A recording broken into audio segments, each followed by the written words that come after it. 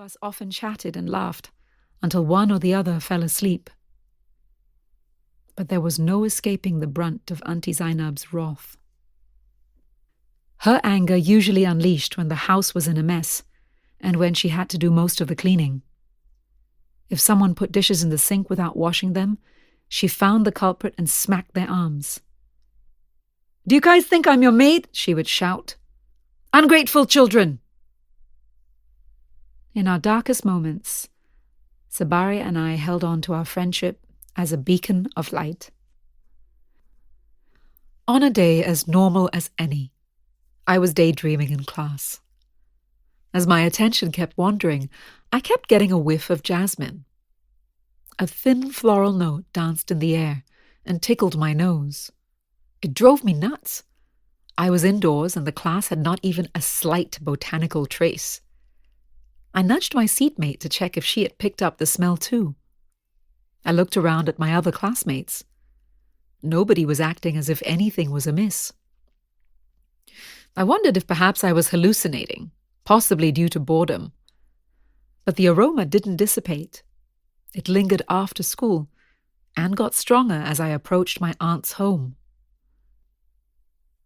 At the doorway of the flat, I found a crowd of people, the sight of which made my heart leap.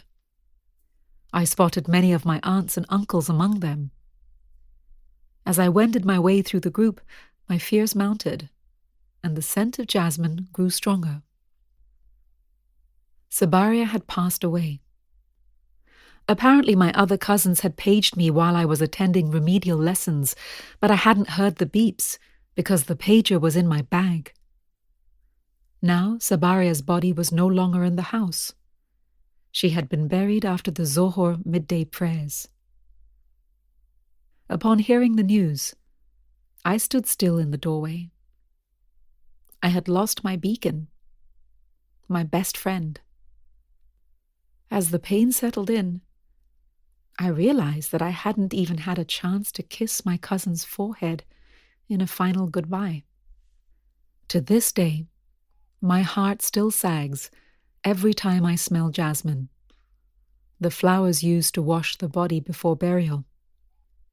I believe the scent that reached my nose in class was my cousin's soul bidding me farewell. Unfortunate events are known to occur in a series, never alone. By now, I had lost the stability of family, my home, and a loved one whom I held dear to my heart. What next?